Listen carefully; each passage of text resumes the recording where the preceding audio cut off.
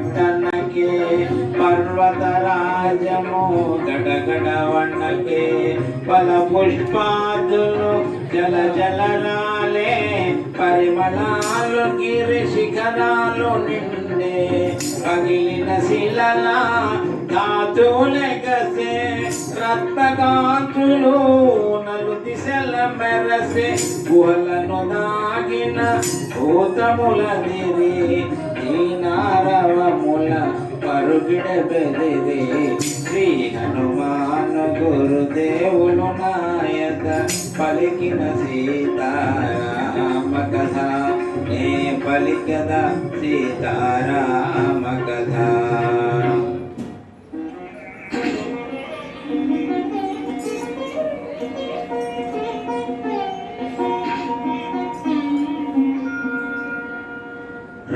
రఘుకులోత్తముని రామచంద్రుని పురుషోత్తముని పావన చరితుని నమ్మిన బంటుని అనులాత్మజుని శ్రీ హనుమంతుని స్వాగతమిమ్మని నీకట కొంత విశ్రాంతి తీసుకొని పూజలందుకొని పోవచ్చునని సగర ప్రవాధితుడు సాగరుడంతో ముదమున పలికే మైనాగునితో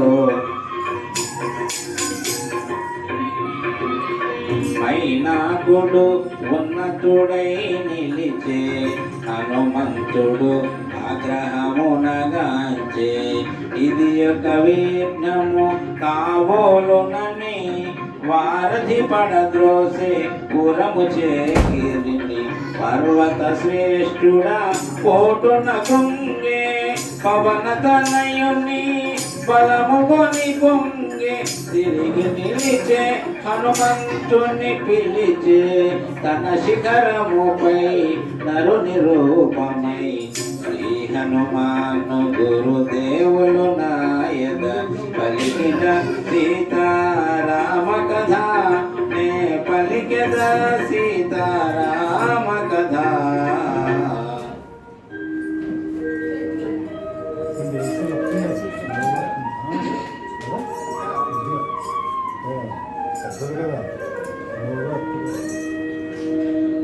వానరోత్తమ ఒకసారి నిలుమా నా శిఖరాల శ్రమ తీర్చుకొనుమా కందమూలములు ఫలములు తినుమా నా పూజలుగనే మన్ననలందుమా శతయోజనముల పరిమితము గల జలనిధి నవనీలా దాటిపోగల నీదు మైత్రికడు ప్రాప్యము నాకు నీదు తండ్రికడు పూజ్యుడు నాకు.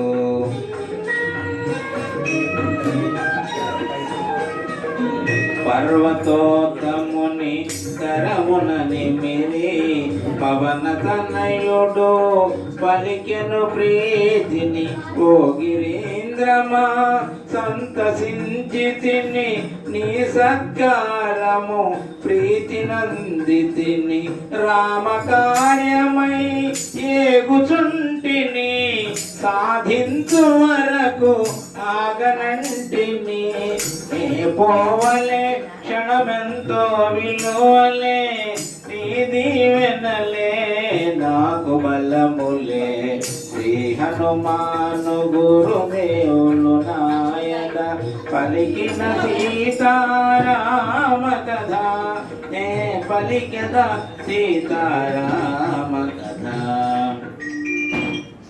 స్వామి అందరి జయజయధ్వానాల మధ్య బ్రహ్మాండంగా సముద్రవలంగా ప్రారంభమైంది.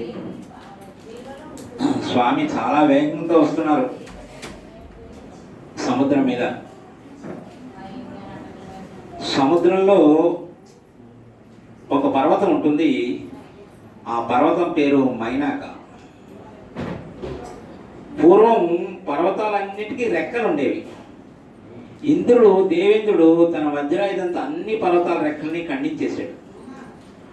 ఒక్క మైనాక పర్వతంకు మాత్రమే రెక్కలు ఉంటాయి. ఎందుకంటే వాయుదేవుడు తీసుకొచ్చి దానికంటే ముందే ఈ యొక్క సముద్రంలో పెట్టేశాడు మైనాక పర్వతాన్ని. అందుకనే ఎక్కడ పర్వతాలు అక్కడ పడిపోయి ఉన్నాయి. అప్పుడు సముద్రుడు చెప్తాడు మైనాకుడికి, మైనాక, రామకార్యంలో ఒక దూత నా మంచి సముద్ర ఉల్లంఘన చేస్తున్నాడు.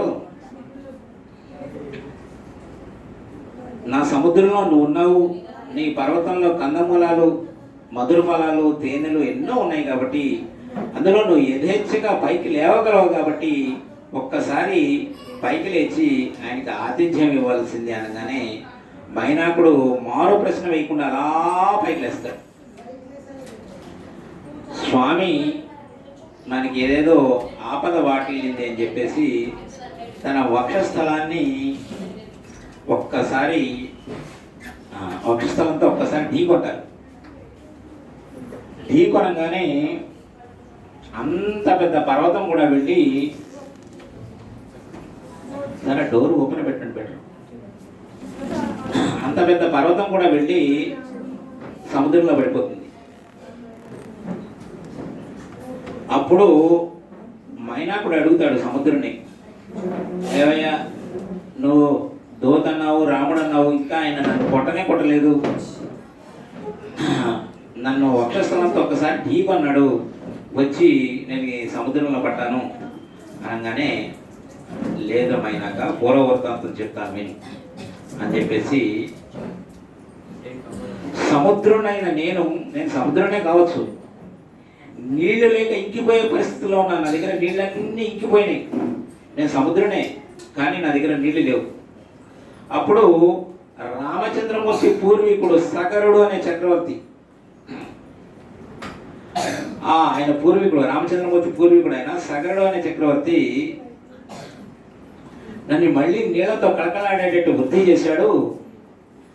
ఆయన రుణాన్ని నేను తీర్చుకోను కాబట్టి నేనేం చేయలేను. సముద్రుడైనా కానీ నాలో నువ్వు ఉన్నావు, నీ పర్వతంలో మధుర ఫలాలు, కందమూలాలు, తేనెలు ఎన్ని ఉన్నాయి కాబట్టి ఒక్కసారి ఆయనకు ఆతిథ్యం ఇవ్వాల్సిందంటే మళ్ళీ వృత్తాంతం తీసుకున్న తర్వాత మళ్ళీ పైకి లేస్తాడు. మహేంద్రగిరి దగ్గర ప్రారంభమైన ప్రయాణము స్వామిది ఎక్కడ ఆగదు, మధ్యలో ఎక్కడ ఆగరు, వెళ్తూనే ఉంటారు. స్వామి మంచి వేగంతో వెళ్తుంటారు. అప్పుడు హనుమ ఇట్లా నన్ను సముద్రుడు పంపించారు, ఆయనకి నీళ్ళు లేక ఇంకిపోయే పరిస్థితుల్లో రామచంద్రమూర్తి పూర్వీకుడు సగరుడు ఆయన వృద్ధి చేశాట, ఇలా పూర్వవృత్తాంతం మళ్ళీ చెప్తాను. నా పర్వతంలో కందమూలాలు ఉన్నాయి, తేనెలు ఉన్నాయి, మంచి ఫలాలు ఉన్నాయి, ఒక్కసారి వచ్చి ఆతిథ్యాన్ని స్వీకరించి కొద్దిసేపు విశ్రాంతి తీసుకొని వెళ్ళవలసిందని అని చెప్తే, నాయన నువ్వు ఇచ్చిన ఆతిథ్యాలన్నీ నేను స్వీకరించినట్లే భావిస్తున్నా. ఎందుకంటే ఇది రామకార్యం. రామకార్యంలో ఒక్కసారి ప్రారంభమైన ప్రయాణం ముందుకు వెళ్తూనే ఉంటుంది, ఎక్కడ ఆగదు. ఎలా వెళ్ళాలి? యథా రాఘవ నిర్ముక్త శరహ, రాముడు వదిలిపెట్టినట్టు బాణం ఏ విధంగా ముందుకు దూసుకొని వెళ్తుందో ఆ విధంగా వెళ్తూనే ఉంటాను. శ్వసన విక్రమ, వాయుదేవుని కుమారుడు నేను. గచ్చే తద్గమిష్యామి లంకా రావణ పాలిత, లంకను పరిపాలిస్తున్న రావణాసురుడు, అక్కడ తల్లి బందీ ఉంది, ఆవిడ విషయం నేను తీసుకొచ్చి స్వామికి తెలియజేయాలి, మళ్ళీ కావాలంటే నిన్ను వచ్చేటప్పుడు నిన్ను పలకరిస్తాను అనగానే అప్పుడు మైనాకుడు నీకన్ని విజయాలకు సంప్రాప్తి వెళ్ళరా అని చెప్పేసి రెండు చేతులతో నమస్కారం పెట్టారు. అక్కడి నుంచి స్వామి ఇంకా బ్రహ్మాండమైన వాయు వేగంతో ఆయన వేగాన్ని పెంచేస్తారు. ఇంకా దీన్ని మించిన ఆపదలు ఇంకా వస్తాయి, వారిని కూడా స్వామి ఎట్లా ఛేదించారో చూద్దాం.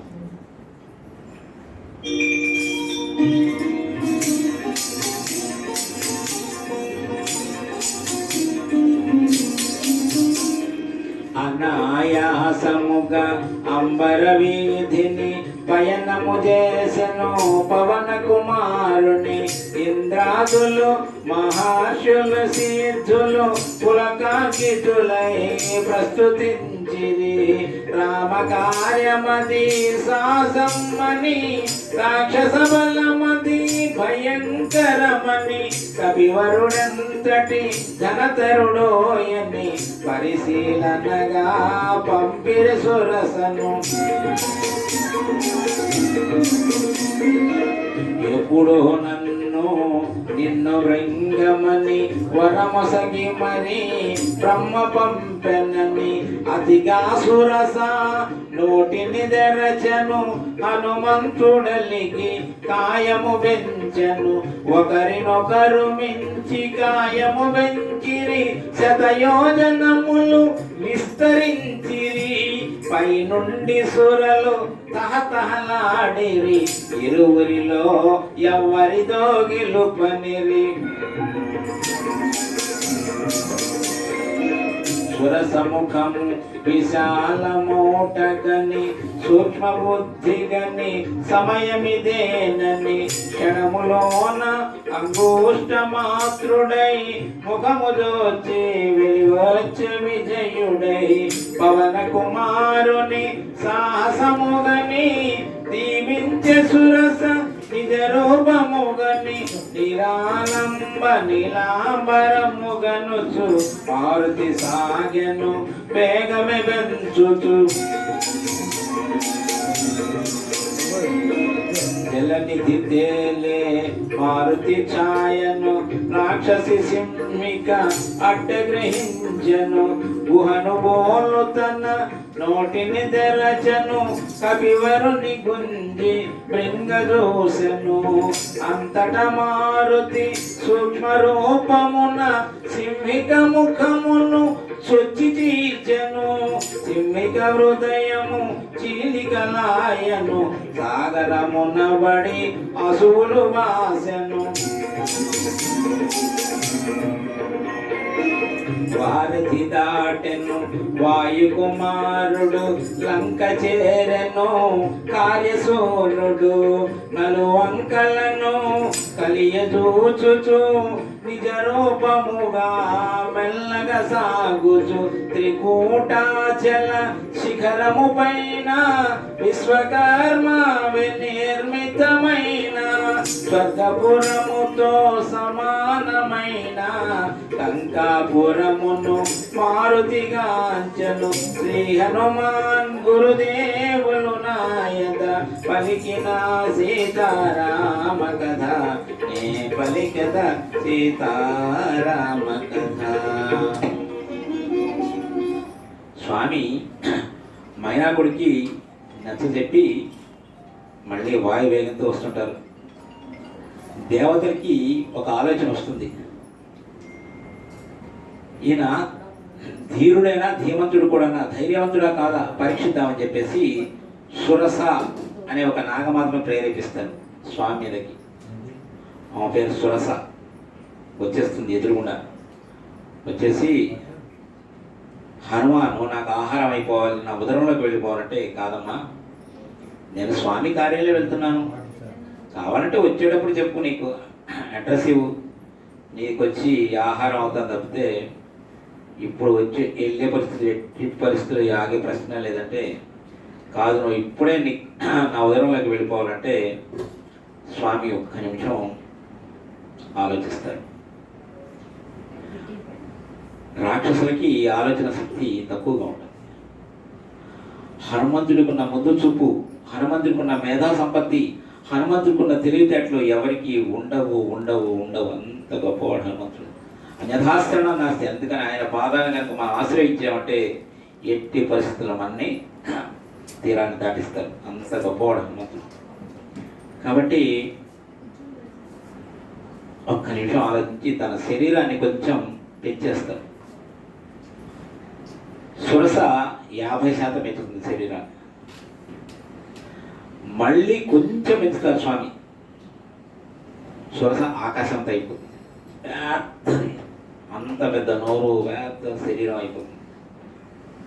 స్వామి ఒక్క క్షణంలో అంగుష్టుడు పిడికిలంతటి వాడు అయిపోతాడు. అంతే, ఒక్క క్షణంలో అంత నోరు, మరి అంత శరీరం ఉంటే నోరు కూడా అంత పెద్దదిగానే ఉంటుంది కదా.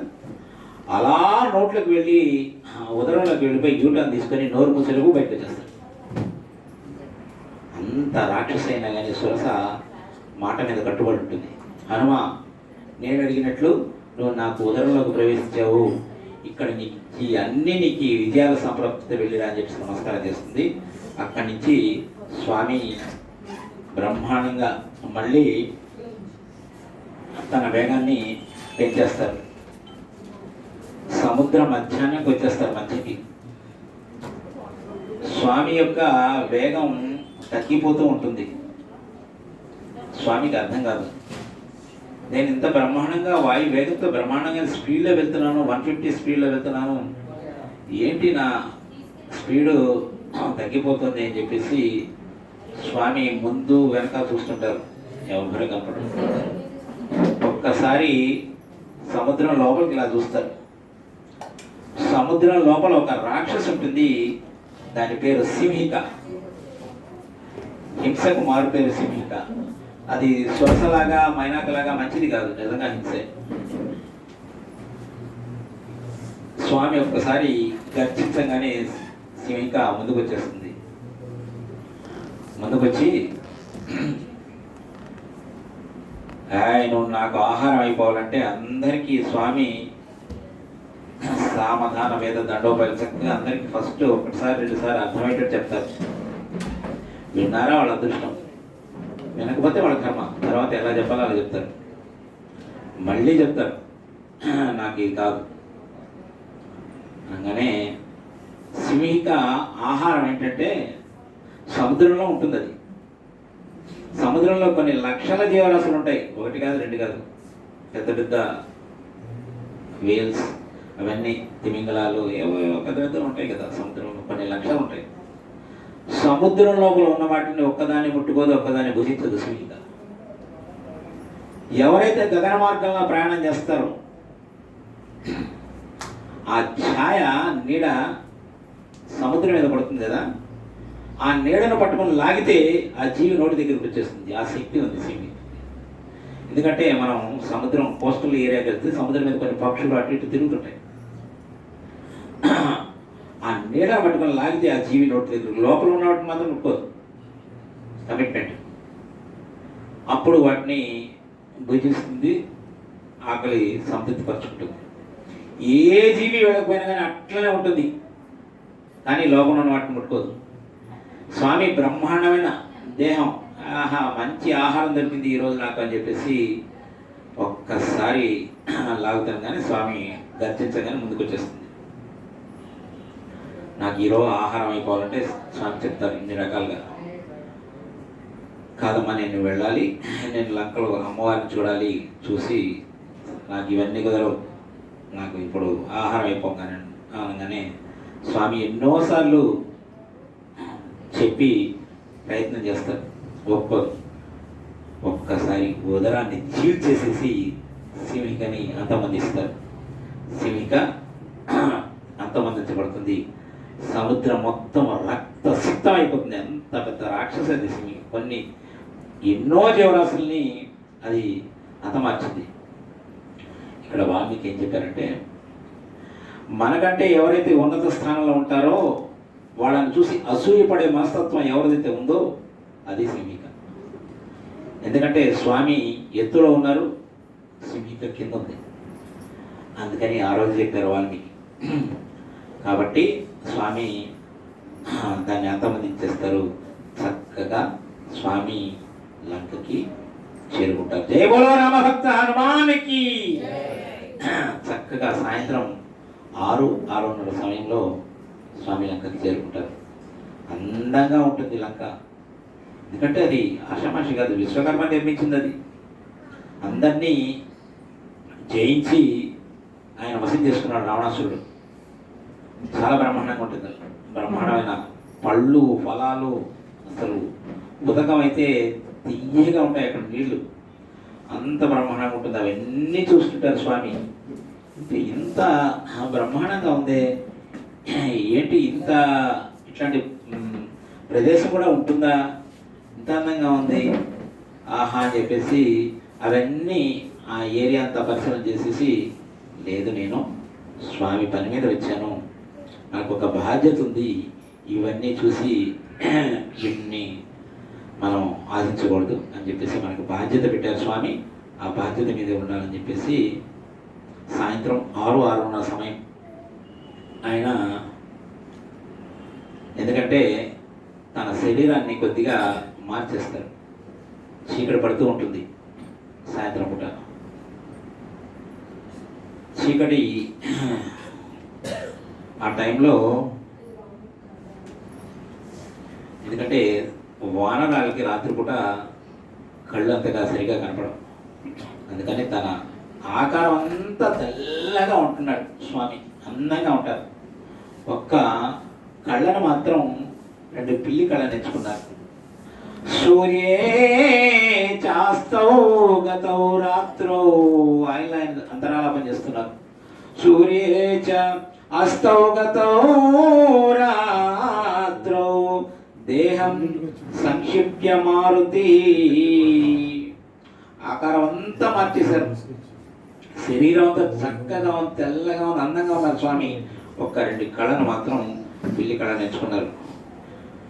సూర్యేచ అస్తౌ గతౌ రాత్రౌ దేహం సంక్షిప్య మారుతి, ఎలా ఉన్నాడు? వృషదంశక మాత్రాసన్, అంత ఆకారం అంతా అట్లానే ఉన్నారు. ఒక 2 కళ్ళను మాత్రం పిల్లి కళ్ళను ఎంచుకొని స్వామి ఇంకా లోపలికి వెళ్దామని, ఇంకా లోపలికి వెళ్ళాల, ఎందుకంటే అక్కడ ఒక ఎన్కౌంటర్ ఉంది. లోపలికి వెళ్దామని ప్రయత్నించే వరకు అక్కడ ఒక రాక్షసి ఉంటుంది, లంకిణి ఆ రాక్షసి పేరు. కస్త్వం కేనచ కార్యేణ ఇహ ప్రాప్త వనాలయ, కష్టం కేనచ కార్యేణ, ఏ కార్యం మీద వచ్చావు నువ్వు? ఇహ ప్రాప్త వనాలయ అంటే వనంలో సంచరించేవాడా, ఓ వానరుడా, ఇక్కడికి ఎందుకు వచ్చావు? ఇంత పెద్ద లంక, నువ్వు కూడా ఇంత పెద్ద గాలి కూడా లోపలికి రావాలన్నా నాకు చెప్పి రావాలి, నువ్వు ఇంత పెద్ద వానరుడు ఎట్లా వచ్చావు నువ్వు అని చెప్పేసి అడుగుతుంది. అడిగితే ఏం లేదమ్మా, అక్కడంతా నలుగురు చెప్పుకుంటేమో అక్కడ బ్రహ్మాండంగా ఉంటుంది, లంక బాగుంటుంది అంటే నేను వాళ్ళందరికీ చెప్పంగా చూడటానికి వచ్చానమ్మా. ఏం లేదు 2 పళ్ళని తీసుకొని వెళ్ళిపోతానులే, నేనేం చేయనమ్మా, 2 పళ్ళను మాత్రం నేను తీసుకొని బయలుదేరుతాను అనగానే 2 అయినా అమ్మా ఎవరు నువ్వు